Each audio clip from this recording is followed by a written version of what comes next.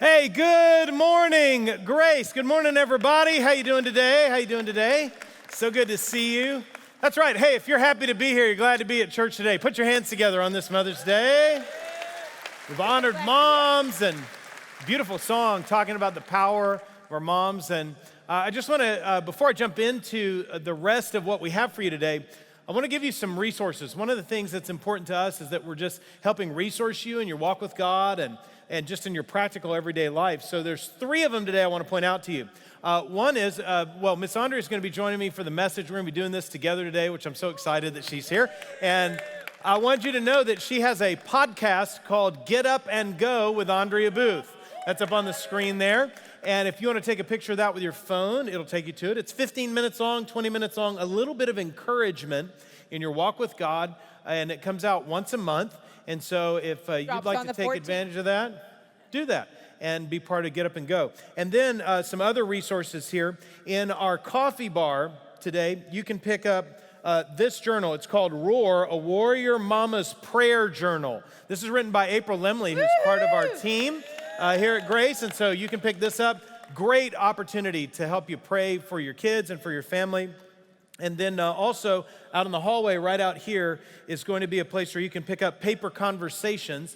This is a journal that Andrea and Lauren wrote years ago. It's for moms and daughters. It's a very unique way of writing back and forth to one another. It'll help you talk about your values and things that are important to you and help you pass on your values to your daughter. This is great, like preteen years, late elementary school, up through the teen years. Really be a great gift for you. So, and actually, Andrea will be out there available to sign those. It's a great guide to guide you through your principles and your values. So it gives you prompts and stuff like that. So you don't have to come up with all that yourself. So I highly recommend it, not just because I wrote it, but because it worked for Lauren and I. That's right. So pick that up too. So 3 great resources for you. Let's jump into today, everybody. We're in a series called Resetting Your Faith. And so with it being Mother's Day and praying about this series, we really wanted to bring this message to you together today, talking about really the gift of faith. And we'll get into a little bit more of that. But today's message is going to be a little different because we're doing it together, but also practical for you, helpful for you, wherever you are in the journey. This isn't just for moms today, although moms, you'll hear some things in here that can really apply to you.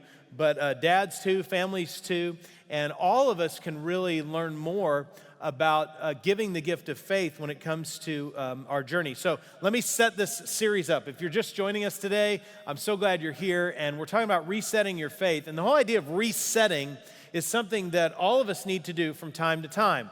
It's like resetting your feet or resetting your balance. What does it mean to reset your faith? What we're really talking about is letting God change us deeper than the surface level in our lives. And so these weeks have been about us getting a reset in our faith. And you kind of know what that's like. You've had to probably at some time, you've had to go down and get your phone reset. And when that happens, they really do it so that your phone or your computer, if you have to get your computer reset, has a new strength and a new ability and a new efficiency. And the goal of these weeks is to help us in our spiritual lives to do just that, to add some strength to you for the journey ahead, and also maybe even find some new ability to trust God and believe in Him, and new efficiency. So we've talked about what is faith. That was the first week, and then last week we talked about faith beyond limits. And today, together, we want to take the time that we have to talk really practically to you today about the gift of faith. So here's what I want you to do. Get a blank page out in your journal or on your phone or your notebook and get ready to take some notes. We're going to share some principles with you and some stories, and we're going to have fun along the way, and we're going to share some scriptures also that speak to giving actually the gift of faith. We're going to reset our faith. Maybe in your family you need a reset. It's time to get back to some things you really believe in. We're going to help you with that today, really practically, the gift of faith. That's right. I love gifts. I love to give gifts, and I love to receive gifts. But we all know that some of the gifts we get, especially around Mother's Day, may not be super expensive, and that's okay because they can be seriously sentimental. And I have one, my absolute favorite gift that I've ever received from my children is this coffee mug right here. If you can do a little close-up on it, it says, "I love you" on one side, and then it has their initials on the other side. And I love this for a couple of reasons. First of all, they worked together. And how do we know that can be difficult? I have 2 kids, and sometimes that can be a little bit hard when they were little to work together on something. And then I love the fact that they remembered their mama loved coffee. And so they picked something out to create that I would love.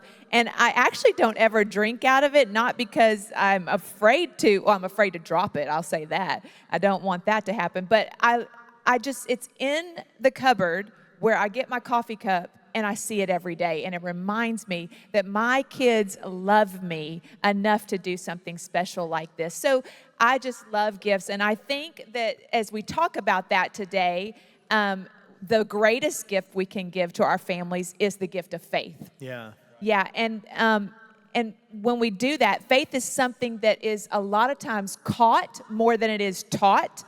And your kids need to see you believing God.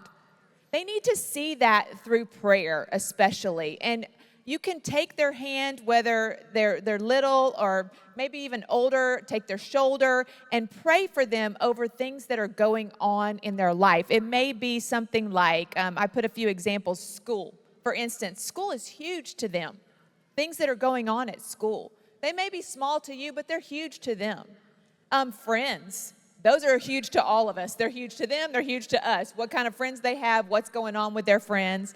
And then grades especially. I mean, they could be worried about grades. You could be worried about grades. Pray over those grades. And then their future. That is especially something we want to be praying over them each and every day. Maybe you don't even take the time necessarily to pray out loud with them about that, but you're praying for that yourself. But I do think that they need to hear you praying that you're praying for their future. Yeah. And then also, I would say tests. As long as Garrett says this all the time, as long as there are tests, there's going to be prayer in school. Isn't that a fact? Tryouts and tummy aches, all kinds of things need to be prayed about. And in fact, they need to see that prayer is our first response, not our last resort. And I think you've maybe heard that somewhere before. I can't remember where I heard it, but I know that it is very important that prayer is our first response, not our last resort when these kinds of things pop up. You're right, because our faith is something that is caught, more often than taught. Like you said, it's something that they see in our life and they pick it up along the way. And that's not new, by the way, everybody. Let me give you a scripture that talks just about that. 2 Timothy chapter 1 and verse 5. Here's what it says. This is Paul. He's speaking to Timothy. And he says this, I call to remembrance the genuine faith that's in you, which dwelt first in your grandmother Lois and your mother Eunice, and I am persuaded is in you also. Now, I want to unpack this with you just for a minute. Notice what's happening here. Here's Paul. He's mentoring this young man, Timothy, as a leader in the church, as he'll be a pastor, and he's talking to him about his faith. And he says, here's what I've noticed, here's what I've observed, that the faith that you had didn't start with you. Actually, your grandmother had such a great faith, and then it was passed down and it was caught. And then your mom had great faith and it was passed down, it was caught. And that lives in your heart also. By the way, just stop for a second. I just want to ask, if anybody here had a great praying grandma somewhere in your life, you had a praying grandma, hey, where's your hand? And thank God for that. I don't think I would be sitting here today without a praying grandma who was praying for me. And this is the thing about faith, is that it's caught. Paul didn't say that your grandma and your mother sat you down and taught you. He's really talking about that you picked it up throughout life in every instance and situation, and that was really deep. In fact, he uses this word genuine. So that's a Greek word. Anapokritos is what it means. And here's the original language, like what it says. It's being sincere. You have a sincere faith. It's being complete. You have a complete faith. And also being unbroken. I think this is a great idea, because I think our heart is, if we're going to pass on our faith, we want it to be a faith that doesn't break down. That's right. When there are problems or challenges or issues in life. I want you to have a faith that's so strong that you can face what's in front of you with your head held high, because you know that God is for you. And Paul says this, I'm persuaded. In other words, it's not a maybe, it is clear that you believe in Jesus. It's evident by your values and your choices that you have a genuine faith. And so in this message, here's the question we're going to answer. How do you give the gift of genuine faith? And we're going to do that with an acrostic, make it easy for you to take notes and even maybe memorize and put in your heart. And it's the word gift, G-I-F-T. Each letter stands for one of the points that we'll talk about, the gift of faith. So number 1 is G, of course, and that's give the gift of grace. Right. And the Webster defines that as special approval. Because of grace, God approves of us. He accepts us, and we are loved unconditionally. Without the grace of God, where in the world would we be? Can you think about that for just a second? Where in the world would you be without the grace of God? And I think it's so important that each and every day you thank God for his grace in your life. Yeah. And your children would see that you're thanking God for that grace that he gives you, that approval, that acceptance that he gives. So you build your faith when you give the gift of grace. And then Ephesians 2:8-9. Yeah, the Bible talks about grace in a lot of places. And I want you to see a couple places where the Bible shares what this means to our life. Because sometimes we can just think that the grace of God is just that God kind of smiled on us, or that God, hey, man, what does grace really mean? So let's look at what the Word of God says. Ephesians 2:8-9. For by grace you have been saved. Full stop just for a minute. Without the grace of God, none of us could ever be saved. That's right. How many are grateful for God's grace today? Aren't you grateful for his grace? We couldn't even have a relationship with Jesus without the grace of God working in our lives. Through faith, that's not of yourselves, it's the gift of God. In other words, you can't work for it. It's actually God's grace at work in you. And so whenever you said yes to Jesus, it was actually the work of the grace of God in your life. Here's Acts 20 and verse 32. So if that was all that happened because of grace, man, that'd be enough. If we could just be saved, our eternity is secure because of the grace of God. But that's not all. The Bible says this, Acts 20:32. I commit you to God and to the word of his grace, which can build you up and give you an inheritance among all those who are sanctified.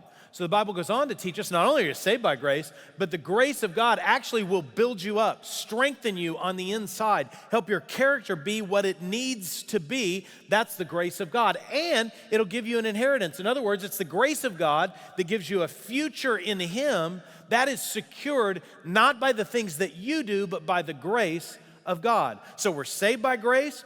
It's grace that builds us up.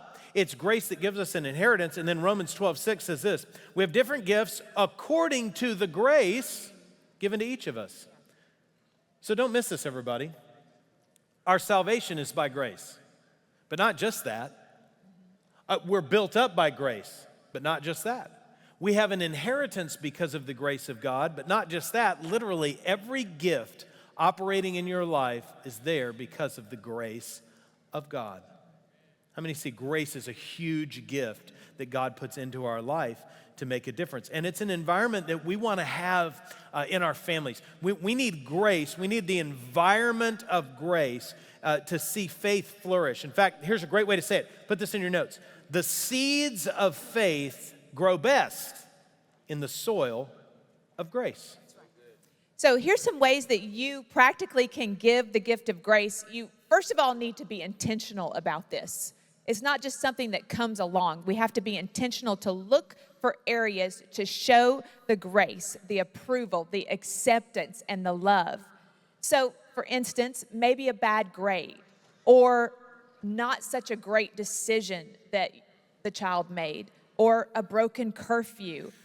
Give a little grace. Now, I'm not saying that if this is a pattern in your child's life that you don't discipline this and try to get this under control and in order, but there are times when these are one-offs that they make, and they may be various things in your family and other areas where you can give a little grace. And we always say, give as much grace as you would want.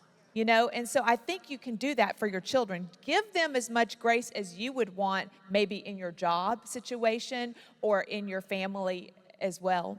And so we have a little system in our home as our children were growing up, and it was called the sandwich, Yeah, the that's right. booth sandwich. You know, And I don't even remember where we learned this, but somebody along our journey taught us that, you know, you're going to have to correct your kids, you're going to have to direct your kids, but you need to think of it like a sandwich. So sandwich has bread on both sides and then like the meat in the middle. And when you think about correcting your kids, use the sandwich, like think about a sandwich and put it together that way. So the top is sharing like grace and love and acceptance. You got to start there. yeah, you got to start there. And then you can take some time to give some correction and some direction there in the middle where, you know, maybe the broken curfew, you know, the bad grade, you address some of those things, the bad decision, and then you end it with letting them know that that correction and that direction was not rejection. It's still acceptance, it's still approval, and it's still love. And I love you not because of what you did, not because of your behavior, but because of who you are, that God gave you to me. Yeah, and that's a great idea. And like, think about this for a minute in this context. So you can literally, when you're raising your kids, you can separate their worth to you from their behavior. So everybody's going to make mistakes and mess up, and your kids are going to make mistakes, and you're going to need to correct them at times. I mean, how many of us have been at Walmart and wish the person would correct that kid, you know, just a little bit? You know what I'm talking about? We were just at a restaurant the other day, and I was like, are they going to take that child out? So like, hey, but here's the point. When we're raising our kids, we want to separate their worth, right, from their behavior. I can say, I don't like that behavior and I want that to change, but I can still like and love you. Yeah, that's what we And say. expressing that love and acceptance to you helps me to help you correct that behavior. When you tie them together, here's the danger. That your kid thinks that you only love them if they perform. And then what happens when they don't perform? What happens when they can't make the grade or they make a mistake? In their mind, what happens is you don't love them. And we never want to communicate that, and here's why. Here's the biblical reason why. Because God doesn't do that with us. God doesn't love you any less today with whatever mistake you made this morning than he did yesterday. There isn't anything you can do to make him love you less. Why? Because he's chosen to love you. He'll never turn his heart away from you, and he'll never reject you. But does that mean that God never corrects us? Oh man, no way. The Holy Spirit's there to do that, to lead and guide us on the journey. There's gonna be times where God corrects us and directs us and God stops us, says, hey, don't do that. There are gonna be moments where he's gonna do all of those things. But in the middle of it, he never rejects us. What an important message for your kids to hear from you. So give the gift, that gift of grace. So that's G. Here's number 2, I, okay, gift, G-I-F-T, I. Give the gift of inspiration. Inspiration, write that in your notes. Give the gift of being your kid's biggest fan. One of the greatest ways to inspire your kids is with your words. And mom and dad and everybody in this place, it's true of all of us, we need to understand the power of our words to build up. Bible calls that to edify, to encourage, to speak of a future or a destiny. Proverbs 18:21 says it this way. Listen to this. The tongue, in other words, the words that you speak, the tongue has the power of what? Life and death. And those who love it will eat its fruit. Now, there's a sad side to this, that literally our words can be so powerful that if we don't use them well, we can wound and hurt people. And sometimes in our lives, all of us have been hurt or wounded by the words that someone spoke to us. There's probably some people in this room or watching today that online that are living with some of those wounds from your own past of something somebody said that stuck with you. Whoever said sticks and stones may break my bones, but words will never hurt me. Okay, they didn't know what they were talking about, everybody. Words are powerful. But the flip side is true also. Words can be so powerful for good. The power, literally, of life and death is in your tongue. So let's talk about how to use that. I really feel like this needs to be something that we do daily over our children. And in fact, in my own life, I find the time to just even a small text message. My kids live away, so a text message, a scripture, an encouragement that, you know what, the days that I miss, they let me know. Hey, Mom, we didn't get our text today. But when they were little, it was more that, the compliments that I would give them.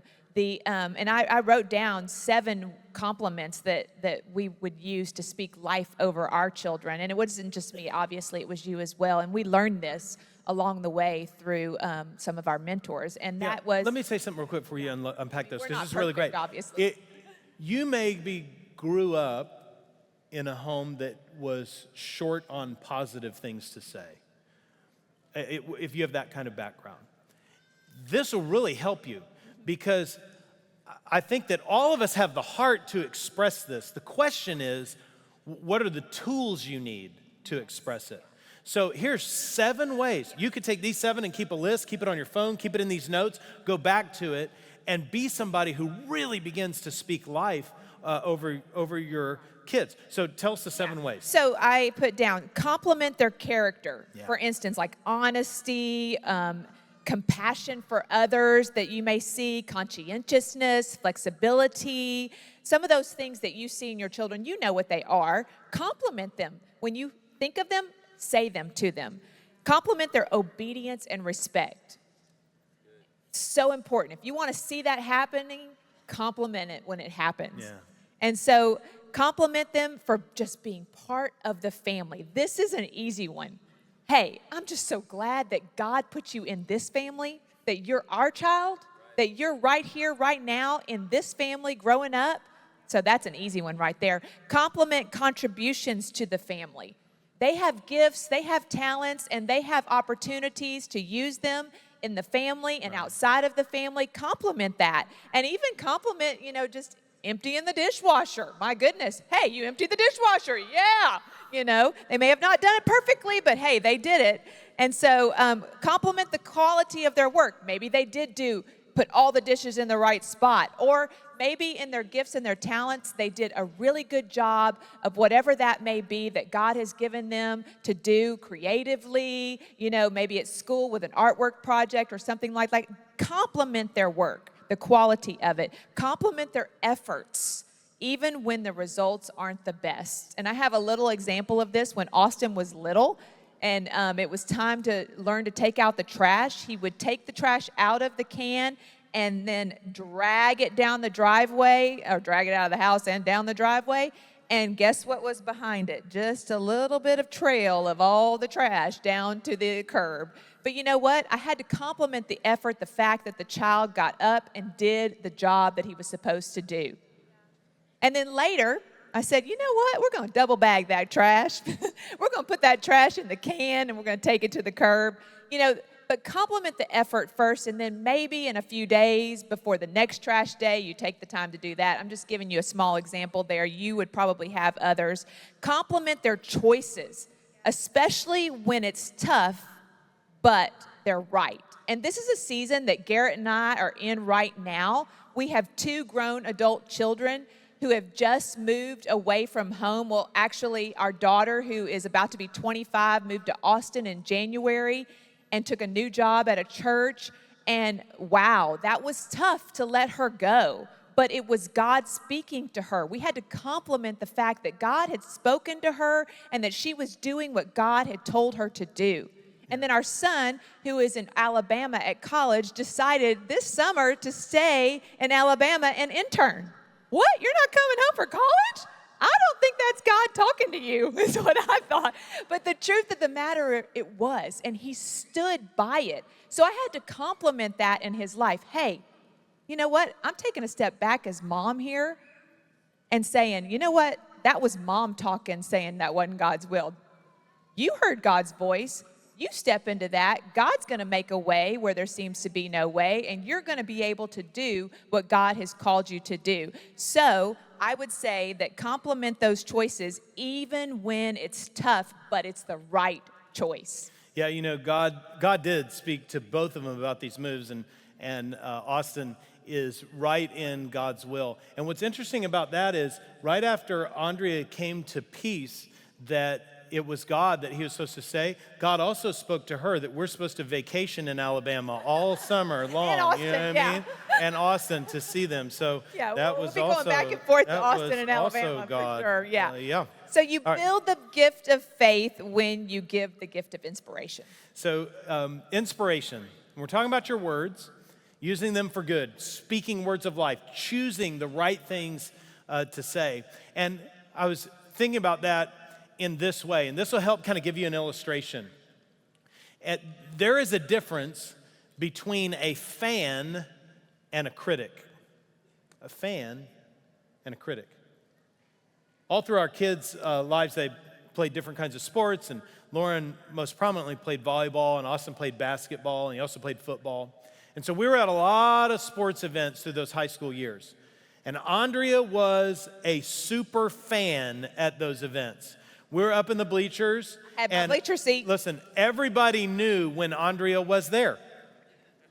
Andrea cheered for our kids and all the other kids. In fact, they all loved Miss Andrea. They wanted to know when she was going to be there because her voice just like would carry. And she also knew enough about sports to be able to actually talk about what was going on. You know what I mean? It's not like we were at a basketball game and Austin made a basket and she was like, touchdown. You know, she understood, you know what I'm saying? She understood like the games and stuff. And so I'm talking to you about the difference between a fan and a critic. Both of them are loud, but in different ways. A fan is loud saying, come on, you can do it. Miss a shot? That's okay, you're gonna do great next time. Miss a play? Hey, shake it off. You're gonna make the next one. That is not at all what a critic does. Ever been to a game, maybe a Astros game or something, and there's somebody from that other city sitting nearby? Oh, I don't like Critic. Here's the kind of stuff critics say. Same volume, different message. You stink. Or, why can't you just hit the ball, right? Or, how many millions of dollars are you getting paid for this, right? Or, my grandma could do better than you. I wanted to say that last night about the Astros. How many millions of dollars are you making to lose that game? But you're going to choose to speak life, aren't you? Yes, I didn't do that. Okay. I mean, I was at home. You got to speak life over them Stros. Come on now. They did have a comeback. somewhat of a comeback, but they didn't win. So it's one thing, listen everybody, it's one thing when it comes to sports. And I'm okay if you want to be a critic of a sports team. But when it comes to your kids, everyone needs a voice in the stands cheering, not a voice in the stands criticizing. Let's be a fan and not a critic. Give the gift of grace, give the gift of inspiration. Here's number 3, put this in your notes. Give the gift of favor. The gift of favor. Favor is about preference. It says, I prefer you. And it's important. It may seem like it's just a by the way, but look at this. Luke 2:52. Jesus grew in wisdom and stature in favor with God and man. Jesus, the perfect Son of God, grew in, needed favor with God and favor with people. I did a series in the fall called Finding Favor, and I defined favor this way. Here's a great definition for you. It is the unearned extra of God. The unearned extra of God. So when it comes to passing on our faith and giving the gift of faith, what is the unearned extra that you can give to your kids? Every child has 3 needs to flourish in life. And it is the favor equation. I want you to write this down. Hold on to it. Here it is. What's the favor equation? Favor equals approval plus acceptance plus affection. These are the 3 greatest needs in the life of your child. Yeah. So approval, for instance, your kids need to know that you see them positively. There are so many negative influences in our culture, right? They need to know that you see them positively. So that's approval. Acceptance, that your kids need to know that you receive them willingly. There's so much rejection in our society, for sure, that they need to know that you accept them willingly. And affection, your kids need to know that they are loved unconditionally, that their behavior is not who they are, that you love them unconditionally. Yeah. And so some of the ways are hugs, high fives, dab them up. That's what Austin would call it. A little kiss on the forehead, pat on the back, all those kinds of things. Let them know that they are approved of, that they are accepted, and that there's affection there in the home. So a little story that I'd like to tell to brag on my parents, as raising me. Actually, in my college years, when I went to university, I played university volleyball. I mean, college, university, who cares? But anyways, I played volleyball, and I just think Lee University would kill me if I didn't say Lee University, if anybody's listening from there. But that being said, I was 12 hours away in Tennessee, and my parents were here in Houston at that time, and them sending me away, obviously, it's difficult if they're 3 hours away. Lauren was just in Baylor, in her college years, and that was difficult. And then Austin's in Alabama, 12 hours away, that's difficult. But they sent their approval, they sent their acceptance, and they sent their, their love with me, and this is how they did it. They gave me guidance. They were always there for me. And let me tell you, I had to pick up that landline. It was the 90s, people. We didn't have cell phones in the 90s that were free, for sure. I mean, not Hold on free. just a minute. Not if you're, free, but, if you're under unlimited. the age of like 35, a landline is a phone that plugs into the wall. Yeah. Just want you to know that. So I had to pick that thing up and do a collect call. And let me tell you, they took my phone call no matter what. And then also Dad, actually, during the work hours, he was working at a college here in Houston, and he had a 1-800 number, and I called that number every single day my freshman year. Hey, Daddy, I need this. Hey, Daddy, I need some money. Hey, Daddy, I don't know what to do. Hey, Daddy, I want to come home. All those kinds of things. But one thing that spoke the loudest was that they got in their vehicle, and I played college volleyball. They got in their vehicle, and they drove 12 hours to just watch a volleyball game. Wow. Now, does that not show you acceptance? Does that not show you the love that they had, the approval that they had of me? Man, that was incredible that they would show up that way and just turn around and go back home. Yeah. And so they did that a few times through my years there at college, and that really was very inspiring to me, for sure. Awesome. So you give the gift of grace, you give the gift of inspiration, you give the gift of favor. So it's gift, G-I-F-T, grace, inspiration, favor. Here we are, number 4. Give the gift of training. Okay, write this down. Give the gift of training. Proverbs 22 and verse 6 says this: train up a child in the way he should go, and when he's old, he'll not depart from it. Train. That literally, as parents, one of our jobs is to train our kids. Now, we get this. We understand this on a practical level because as a parent, you train them to do a lot of things. Kids do not come pre-programmed knowing how to do hardly anything in life, right? They have to be trained. They got to be potty trained. They got to be trained to clean their room. They got to be trained to tie their shoes. They got to be trained in what's important. Hey, you got to train them in stuff like don't stick your finger in the electrical socket. Or their nose. Training. So, as a mom or dad, hey, you train them. You're constantly training. But one of the areas that I think we can miss, if we don't put it front and center, is spiritually training our kids. We want to train them in the ways of God. We want to train them to believe God. We want to train them not just in the practical everyday stuff that you need to know. We want to train them in how to live out your beliefs about who Jesus is. And so having an understanding of kind of what we believe and why gives us a way to do that. The gift of teaching your kids the ways of God. Yeah, so in my early 20s, I did a Bible study about believing God, and it had 5 aspects of how to believe God, and that really built up your faith. And so I really wanted this to be something that we had in our family and to pass down to my children. And they were that God is who he says he is. God is righteous. God is your shepherd. God is your healer. God is your restorer. God is your redeemer. Whatever the situation is, God can do what he says he can do. All those things, he can do it. His promises, he can do it. You are who he says you are. You are fearfully and wonderfully made. You are more than a conqueror. And there's so many more things in the Bible that he says. You can do all things through Christ who strengthens you. Let me tell you, if he tells you to do it, if he wants you to do it, you can do all things through Christ who strengthens you. He's the one who gives you the strength. You don't have to worry about it. He's the one, if you're just willing and open, you can do it. And then his word is alive and active in you. You see, the same power that raised Jesus from the dead is the power that we accept when we accept Jesus Christ into our life. And so that power jumps off the pages of God's word and into our life, and we walk it out because we are Jesus with hands and feet.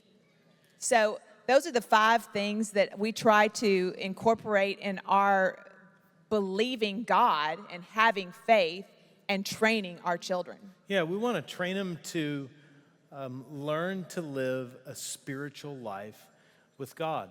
And we didn't do that just on our own. In fact, I'll just tell you, for our kids, some of the best help, now we were involved and we were praying and we were doing devotions and we were talking about God every chance we got and we were doing those things. But one of the greatest things that impacted our kids was actually being in a kids ministry right here at Grace. Yeah, youth ministry. In fact, let me just say, if you're here and you serve in our next gen, kids, youth, even young adults, can I just tell you, you're on that dream team? Man, you guys are incredible. Thank you for what you're doing to make a difference in their lives. And so, hey, let me just tell you, everybody, the kids ministry here at Grace, it's not babysitting. What's happening while we're here worshiping God is kids are learning about the Word of God at their level so that they can learn to believe God. And we wanted that reinforcement because we knew they were in a world every day that was pressing against that. We wanted all the help that we could get. Well, yeah, I mean, we always say that it takes a village to raise your child, and we felt like the church needed to be the village, the community. And you know what? And it was. And our children, thank God, by the grace of God, are strong spiritually because of the act of letting others speak into their life these things that we've talked about today. Yeah. The grace, the inspiration, the favor, and the training. And all of that was done not just by us, but by our church. Yeah, one more reason why you need that, everybody. And in fact, just an unashamed plug. If you have kids in grade school, they need to be in our kids ministry every single week. If you have teenagers, junior high and high school, they need to be in our youth ministry. Go to camp, too. Every single Wednesday night. And this summer, we got incredible camp experiences for your kids and your teenagers.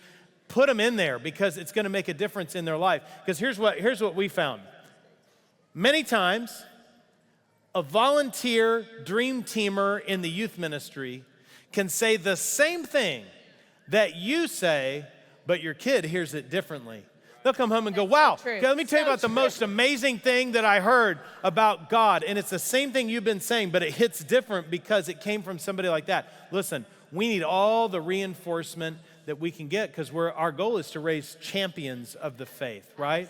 We don't want kids to just make it. We want kids to make a difference. There's a big difference, and we want to do that. So the gift of faith, grace, inspiration, favor, and training. That's how we give that gift of faith.